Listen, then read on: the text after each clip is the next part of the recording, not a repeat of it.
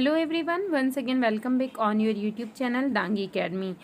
जैसे ही counselling start हुई है, बच्चों के मन में बहुत सारे डाउट्स आने लगते हैं, बहुत सारे कमेंट्स उनके आने लगते हैं। तो आप लोगों की ये भी काफ़ी सारी कमेंट्स आई थी कि मैम प्लीज़ एक वीडियो इस पर बना दीजिए आप कि हमें जो सेंटर है उसकी चॉइस फिलिंग किस टाइप से करना है, यानी प्रेफरेंस किस कॉलेज को पहले देना है।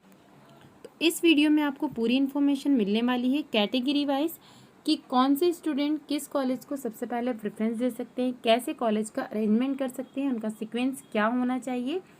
तो ये वीडियो आपके लिए ही बनाई गई है, तो वीडियो को लाइक करना मत भूलिए। साथ ही यदि चैनल पर पहली बार विजिट कर रहे हैं तो चैनल को सब्सक्राइब करके बेल आइकन को प्रेस कर दीजिए और ऑल नोटिफिकेशन को ऑन कर दीजिए ताकि जब भी नया वीडियो अपलोड हो तो आपके पास उसका नोटिफिकेशन पहुँच जाए। तो देखिए, मैं आपको सबसे पहले ऑफिशियल जो आपके पास नई रूल बुक आई है और जो ये काउंसलिंग की प्रोसेस स्टार्ट हुई है उसमें सीटों का विवरण भी आया है, उसी पर लेके चलती हूँ। यदि हम पुराने रिकॉर्ड के अनुसार यानी पिछले साल की जो अलॉटमेंट लेटर था उसके अकॉर्डिंग सीटों को टैली करेंगे तो जो आपका प्रेफरेंस आएगा वो बिल्कुल भी गलत आएगा, क्योंकि ऐसा कभी भी नहीं होता है कि हर साल जितने स्टूडेंट ने एग्ज़ाम दिए वो हर साल सेम रहे। यानी पिछले साल यदि 500 स्टूडेंट ने, सपोज कीजिए आपके जिन्होंने एग्ज़ाम दी थी उतने ही इस साल भी दे रहे हैं, उतने ही इस साल भी कॉलेज में एडमिशन ले रहे हैं। मान लीजिए कि जनरल स्टूडेंट पिछले साल 50 थे, तो ज़रूरी नहीं है कि इस साल भी 50 ही हों, ओबीसी के 20 हों तो इस साल भी 20 हों। इसलिए हम जो इस बार नए सीटों का विवरण आया है उसी के अकॉर्डिंग इसको टैली करने वाले हैं। तो जो सीटों की जो लिस्ट आई है आप उसे खुद भी खोल कर देख सकते हैं, प्रोसेस पूरी सेम है। आप एमपी ऑनलाइन खोल के वहाँ पर डीएचएस पर क्लिक करके इसको देख सकते हैं, उसमें बिल्कुल क्लियर दिया है सीटों की जानकारी। तो आपको मैं वही लेकर चलती हूँ और उसी के अकॉर्डिंग बताती हूँ कि आप यदि किस कैटेगरी से है तो आपको किस कॉलेज को प्रेफरेंस देना चाहिए। देख लेते हैं कैटेगरी वाइज, उसके बाद आपको मैं ये बता दूंगी कि आपको किस टाइप से आपको कॉलेज अरेंजमेंट करना है। तो देखिए, यहाँ पर जो है अनारक्षित यानी 27% 154 सीटें हैं अनरिजर्व कैटेगरी की दी है। तो इसमें ऐसा नहीं है कि जो अनरिजर्व कैटेगरी वाले स्टूडेंट है सिर्फ वही पार्टिसिपेट कर सकते हैं।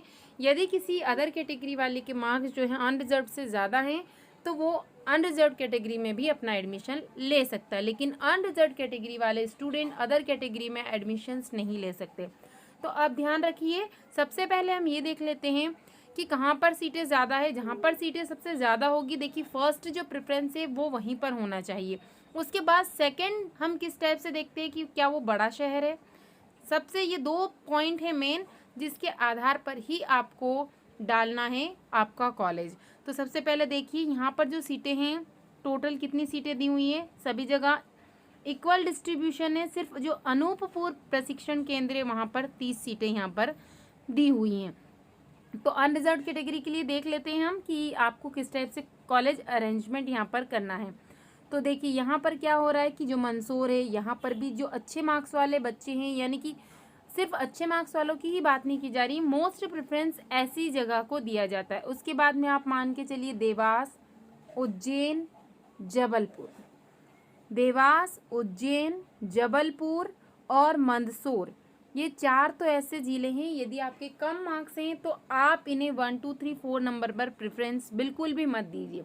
बट यदि आपका होम टाउन यहीं पर है तब मैं बिल्कुल आपको मना नहीं करूँगी कि आप इनको प्रेफरेंस मत दीजिए, तब आप इन्हें डाल सकते हैं अपनी चॉइस के अकॉर्डिंग जिस भी नंबर पर आपको ये बेस्ट लगता है। तो सबसे पहले आप किसे दे सकते हैं, देखिए यहाँ पर जैसे बहुत कम नंबर है बच्चों के तो झाबुआ को दिया जा सकता है, क्योंकि ये आदिवासी इलाका है और यहाँ पर क्या है बच्चे लगभग एसटी एससी वाले ही ज़्यादा हैं। और यदि कम मार्क्स है तो अनरिजर्व वालों को यहाँ पर मिल जाएगा। यदि आपको अपनी ट्रेनिंग कंप्लीट करना ही है, चाहे कहीं से भी करना है, तब आप ये चॉइस कर सकते हैं। उसके बाद आप डाल सकते हैं यहाँ पर दतिया, विदिशा और सतना, ये आप डाल सकते हैं। क्योंकि अनूपपुर में सीटें कम हैं इसलिए मैं इसको नहीं बोलूँगी कि आप पहले प्रेफरेंस पे रखें, कम से कम इसको 5वें 6ठे नंबर पे ही रखिए आप। और उसके बाद में ये जो 4 ज़िले मैंने आपको बताएं, जैसे आपको ये पास में पड़ रहे हैं उसके अकॉर्डिंग आप डाल सकते हैं।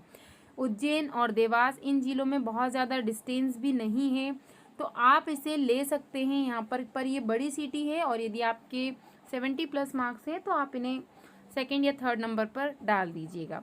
बाकी यदि बहुत कम मार्क्स है तो जो मैंने आपको ज़िले बताएं पहले ये डालिए, उसके बाद इन ज़िलों को प्रेफरेंस दीजिए।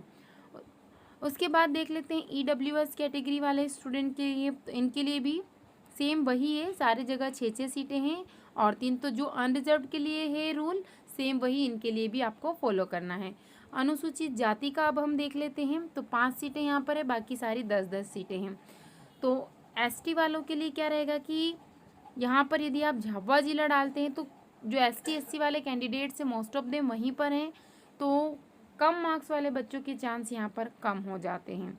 अनूपपुर और झाबुआ जिले की बात की जा रही है, तो आप यहाँ पर डाल सकते हैं जबलपुर, उज्जैन और देवास। इनके लिए थोड़ा सा ये उल्टा हो जाएगा, तो आप इन्हें यहाँ पर प्रेफरेंस दे सकते हैं, क्योंकि यहाँ पर जो है झाबुआ ज़िले में एसटी एससी कैटेगरी वाले स्टूडेंट की क्वांटिटी ज़्यादा है। तो यदि वो वहाँ से क्वालिफाई हुए होंगे बच्चे तो वहाँ पर उनकी क्वांटिटी ज़्यादा हो जाएगी। तो ऐसे में जो कम नंबर वाले बच्चे हैं उनके चांस कम हो जाएंगे। अब बात कर लेते हैं अनुसूचित जनजाति वालों की। तो इसमें भी सभी की इक्वली डिस्ट्रीब्यूटेड है। अनूपपुर में बस 6 सीटें हैं। तो जो एसटी के लिए है वही एससी के लिए रूल होगा। अब ओबीसी का देख लेते हैं। इनके लिए हर जिले में 16-16 और अनूपपुर में है 8। अनूपपुर में यहाँ पर 8 सीटें हैं।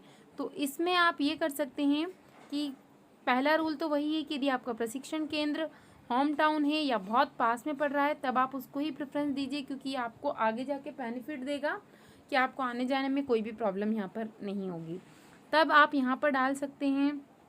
ओबीसी वाले कैंडिडेट की बात की जा रही है, तो ओबीसी वाले कैंडिडेट यहाँ पर डाल सकते हैं झाबुआ जिला डाल सकते हैं, विदिशा, दतिया, उसके बाद आप देवास, उज्जैन, जबलपुर यहाँ पर ले सकते हैं। यानी 4 से 5 प्रेफरेंस में ही आपको जो कॉलेज है वो अलॉटमेंट हो जाएगा। उसके बाद सबसे पहले आपको 5 कॉलेज को बहुत सोच समझ कर यहाँ पर डालना होगा।